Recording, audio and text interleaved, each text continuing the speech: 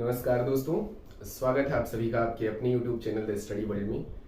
मैं हूं एसवी पांडे, आपसे बहुत दिनों बाद रूबरू हो रहा हूं। लेकिन ये वो मौका है जब मेरा दिल आपसे मिलने के लिए कर रहा था और इसी एक मुबारक मौके पर हम आपसे आज रूबरू हो रहे हैं। दरअसल आज हमारा पूरा देश, और न सिर्फ हमारा पूरा देश बल्कि पूरा विश्व मातृ दिवस के रूप में सेलिब्रेट कर रहा है। और ये जो मातृ दिवस है, ये इत्तेफाक नहीं है कि मेरी जो जन्म तिथि है 13 मई, उसके ठीक एक दिन बाद पड़ता है। तो मेरी अपनी अनुभूति अपने जन्मदिन से ज्यादा विशेष जो है वो मातृ दिवस को महसूस होती है। इसीलिए मैं अपने इस YouTube चैनल के माध्यम से आज मातृ दिवस के मौके पर आपसे जुड़ रहा हूं। तो आप सभी दर्शकों को मेरी ओर से मातृ दिवस की अनेक शुभकामनाएं, और मैं उम्मीद करता हूं कि आपके जीवन में कोई न कोई ऐसी शख्सियत जरूर होगी जो माता का किरदार अवश्य अदा कर रही होगी। अब ये जहन में आपके मैं शुरू से ही डालना चाह रहा हूं कि माँ सिर्फ एक रिश्ते का नाम नहीं है, माँ सिर्फ एक रिश्ता नहीं है, वो एक किरदार है। और वो किरदार जरूरी नहीं कि एक औरत में मिले, वो किरदार एक मर्द में भी मिल सकता है। यानी ये गैर औरत शख्स भी मां के किरदार को निभा सकता है। तो फिर ये किरदार है क्या? ये किरदार किस चीज से मिलके बना है? इस किरदार के बहुत सारे हिस्से हैं, इस किरदार की बहुत सारी खूबियां हैं, इस किरदार के बहुत सारे डायमेंशंस हैं। अगर कुछ डायमेंशंस को आइडेंटिफाई किया जाए तो सबसे पहला डायमेंशन आता है सृजनात्मकता। जो रचने की शक्ति है, जो कुछ रचने की शक्ति ईश्वर ने मनुष्य में सबसे ज्यादा दी है, तो वो एक मां में दी है। इसीलिए ईश्वर ने सर्जन का काम मां को दिया है। इसके बाद जो दूसरी बड़ी अमूल्य जो निधि है या जो गुण है मां के पास, वो होता है त्याग, सैक्रिफाइस। तारीख गवाह है कि दुनिया का कोई भी समाज अगर आज आपको आगे बढ़ता हुआ दिखाई दिया है अतीत से लेकर के अभी तक, तो उसमें उस समाज के उन सैक्रिफाइस का, उन बलिदानों का, उन त्यागों का बड़ा योगदान है जो मातृशक्ति ने दिया है।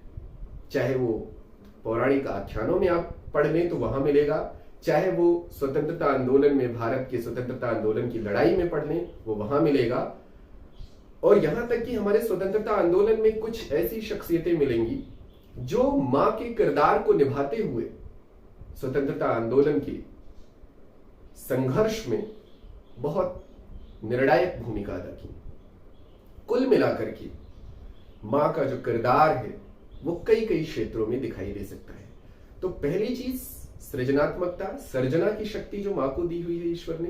दूसरे त्याग की, तीसरे संघर्ष की, चौथे रचनात्मकता की, पांचवें सहजता, सहनशीलता, और इन सब को समेट करके उदारता।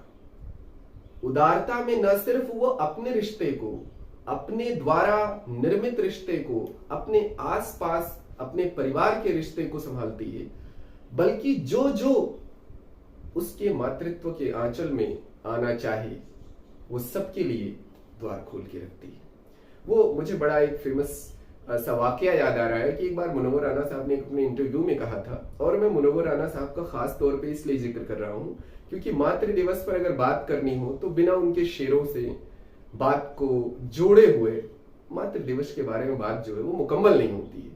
तो मुनव्वर राना साहब का जो वाकया है वो ये था कि उन्होंने एक बार बड़ी अच्छी बात अर्ज की थी। वो ये कह रहे थे कि भारत ही नहीं बल्कि पूरी दुनिया भर में अगर आप किसी लेडी को यूं बुलाएं कि डियर आप रुक जाइए, या कोई और संबोधन दें, उसे आवाज दें, तो हो सकता है एक बार नजरअंदाज कर दें। लेकिन अगर आपने मां कह करके किसी चौराहे पे यूं ही आवाज लगा दी हो तो फौरन बहुत सारी नजरें आपकी तरफ आने लगती हैं। यानी माँ वो शख्सियत है जो सिर्फ अपने बच्चे के लिए माँ नहीं होती, बल्कि वो एक किरदार है जो अपने बच्चे के लिए भी होती है, जिसको उसने स्वयं जना है, और वही किरदार वो दूसरों के बच्चे के लिए जीती है। और अगर ऐसा वो नहीं कर पाती तो फिर उस किरदार में कुछ सीमाएं लगी हुई हैं, वो किरदार कुछ सीमा में बंधा हुआ है, वो पूरी तरीके से माँ के किरदार में भी ढला नहीं है। बहरहाल मातृ दिवस का मौका और मुनव्वर राना साहब के कुछ शेर मैं आपसे जरूर पेश करना चाहता हूँ। अब पहला शेर जो मुझे याद आ रहा है वो ये है कि कुछ इस तरह से वो मेरे गुनाहों को धो देती है, माँ बहुत गुस्से में होती है तो रो देती है। एक शेर उनका बड़ा फेमस था कि ए अंधेरे देख ले मुंह तेरा काला हो गया, माँ ने आंखें खोल दी घर में उजाला हो गया। उन्होंने लिखा कि बुलंदियों का बड़े से बड़ा मकाम छुआ, बुलंदियों का बड़े से बड़ा मकाम छुआ, उठाया गोद में माँ ने तब आसमान छुआ। एक शेर उनका बड़ा रोमांटिक सा, बल्कि वो गजल है रोमांटिक सी, लेकिन उसमें एक शेर बड़ा अच्छा है। गजल कुछ यूं थी कि अलमारी से खत उसके पुराने निकल आए, फिर से मेरे चेहरे पे ये दाने निकल आए। और शेर जो माँ पे उन्होंने इसमें कहा था वो ये था कि माँ बैठकर तकती थी जहां से मेरा रास्ता, माँ बैठकर तकती थी जहां से मेरा रास्ता, मिट्टी के हटाते ही खजाने निकल आए। माँ पे बहुत सारे शेर उर्दू लिटरेचर में कहे गए हैं, लेकिन मुनव्वर राना के जो शेर हैं माँ पर, वो अमूल्य धरोहर हैं, वो हमारे साहित्य की अमूल्य निधि हैं। एक बड़ा अच्छा सा वाकया उनका याद आता है जो उन्होंने शेयर किया था। बड़ा वो ट्रेजिक है लेकिन बड़ा रियल है और बड़े अनुभवों से वो मिला हुआ वाकया है। और वो वाकया उन्होंने अपने एक शेर में भी ढाला है, वो मैं शेर भी सुना रहा हूं आपको, लेकिन पहले मैं वाकया शेयर कर दूं। एक बार ऐसा उन्होंने जिक्र किया था कि जब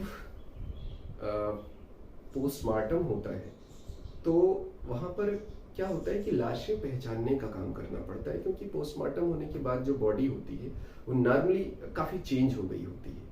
तो कई बार ऐसा होता है कि फैमिली का कोई मेंबर जाता है, वो नहीं आइडेंटिफाई कर पाता है, और कोई रिश्ते का उस फैमिली से जाता है, वो आइडेंटिफाई नहीं कर पाता है। लेकिन हर बार ये होता है कि जब एक माँ दाखिल होती है, अनफॉर्चुनेटली उसे दाखिल होना पड़े, तो जब एक माँ दाखिल होती है तो जैसे ही वो अपने बच्चे के पेशानी पर अपना हाथ रखती है, वो तुरंत पता कर लेती है कि ये उसका बच्चा है। और इसके पीछे उस तपस्या का रोल है जिसमें वो बचपन में और बचपन से लेकर के बुढ़ापे तक अपने बच्चे के लिए इतनी थपकियां दे चुकी होती है उसकी पेशानी पर, उसके माथे पर, कि उसका माथा और उसकी जो हथेली है उसका संपर्क ऐसा होता है कि वो दूसरे माथे और दूसरे हथेली से मैच नहीं करता। इसी चीज को उन्होंने अपने एक शेर में ढाला था कि ये सिफत ईश्वर ने दुनिया में हर माँ को अता की है, ये सिफत ईश्वर ने दुनिया में हर माँ को अता की है कि वो पागल भी हो जाए तो बच्चे याद रहते हैं। बड़ा किरदार है माँ का। फिर कभी बात होगी माँ पर। आज के लिए बस मैं यहीं पर अपनी बात को खत्म कर रहा हूं। आपसे जुड़ूंगा मैं फिर कुछ स्टडी के लेक्चर के साथ। आज एक बार फिर से आप सभी को मातृ दिवस की अनेक शुभकामनाएं। बने रहिए हमारे साथ। Thank you very much.